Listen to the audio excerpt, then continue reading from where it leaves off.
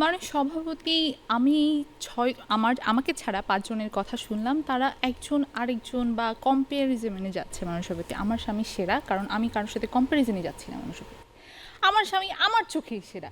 যার স্বামী তার স্ত্রীর চোখে সেরা, যে আসলে আমি অন্য কার স্বামী কি করেছে, কি করেনি, কাকে কেমন রেখেছে, এই চিন্তাতেই তো নাই মানুষের প্রতি। কেন চিন্তাতে নাই? কারণ আমি নিজের মধ্যেই সুখী। আমার স্বামী আমাকে এতটাই সুখে রেখেছে যে আমার আসলে সেটা তো কারো চোখে পড়ছে না। আরে শান্তি মতো যে আমি ঘুমাতে পারছি আমার স্বামীর পাশে, এই যে ঘুমের কথা বলেন, ঘুম একটা বড় ইম্পর্টেন্ট জিনিস। আমার স্বামীর পাশে রাত জেগে গিয়ে থেকে একসাথে নেটফ্লিক্স দেখে তারপরে যদি ঘুমাতে পারি, এর থেকে শান্তি কোথায় আসছে? এই জন্যই তো আমি বলছিলাম, আমার কথাটা শেষ করি।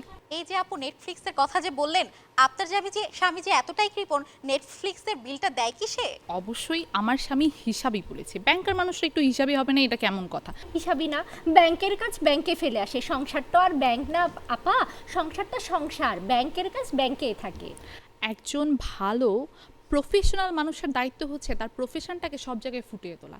আমার স্বামী আমার সাথেও সে প্রফেশনালিজম মেনটেন করে, সেটাতে তো আসলে আমি সুখী। কারণ আমার স্বামী দিন শেষে যে নেটফ্লিক্সের কথা বললাম বিলটা দেয় কিনা, সেটা ঠিকই দেয়। হিসাব যখন যখন আমাকে একটা ফ্ল্যাট করে দেওয়ার মতো তার একটা চিন্তা আছে হয়তো, বা আমাকে সারপ্রাইজ দেওয়ার একটা চিন্তা আছে, বা আমার জন্য একটা এফডি করে রেখেছে, সেটা আমাকে হঠাৎ করে এসে একটা সারপ্রাইজ দেবে। এই যে ধরেন আইফোন, আইপ্যাড, এই জিনিসগুলোতে তো সে কৃপণতা করে না। সে কৃপণতা করে কোথায়? যখন একটু হিসাবের জায়গায় চলতে হয় আস্তে ধীরে। শাড়িটা ২টা কম হলেও চলবে, কিন্তু একটা ফ্ল্যাট, একটা মাথার উপরে একটা বাড়ি থাকাটা খুব ইম্পর্টেন্ট। এই জায়গা থেকে আমি যে আগেই বললাম, আমার স্বামী খুবই বিচক্ষণ মানুষ, খুবই বুদ্ধিমান মানুষ। সে জানে কখন কোথায় কিভাবে ড্যামেজ কন্ট্রোল দিতে হয়, কখন কোথায় কিভাবে তার ক্যালকুলেশন সব ঠিক।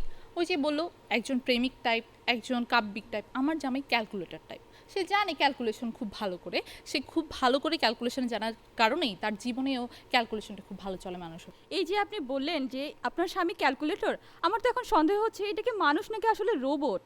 এখন এআই এর যুগ।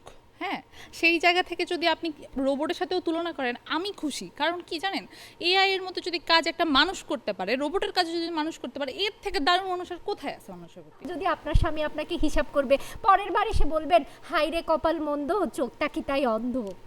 না, আসলে আমার স্বামীর জন্য চশমা পড়তে হয় না, যেটা আপনার পড়তে হয়েছে। সেই জায়গা থেকে চোখ কিন্তু অন্ধ না। সে জানে তার বউকে সে খুব সুস্পষ্টভাবে দেখতে পারে। এই যে আমাকে এখন যেভাবে সুন্দর সবল দেখতে পাচ্ছেন, তিনি আমাকে আসার সময় নিয়ে এসেছেন। এবং হিসাব করার বিষয়টা আমি আগেই বলেছি, হিসাবটা আসলে কোথায় করে? ক্যালকুলেশন, মনিটারি যে লেভেল আছে সেই জায়গায় করে। ভালোবাসার ক্ষেত্রে হিসাব করলে আসলে ওই যে ছুকছুক করতো, আমাদের যেমন সাদাবাবু বলেছে, পরকীয়ার যুগে, এই যুগে হলে তো আমি এত প্রশংসা করতে পারতাম। ওই যে বললাম, আমি নিজের মধ্যে সন্তুষ্ট। আমি কিন্তু কাউকে প্রশ্ন করছি না। আপনারা আমাকে প্রশ্ন করছেন কেন? আপনাদের নিজের মনে কোথাও না কোথাও একটু হয়তো বা জেলাসি আমার দিক থেকে আসছে, যে আমার স্বামী এত ভালো আমাকে রাখছে কেন, সেই জন্য মানুষের প্রতি ধন্যবাদ। মানুষের ধন্যবাদ সবাই।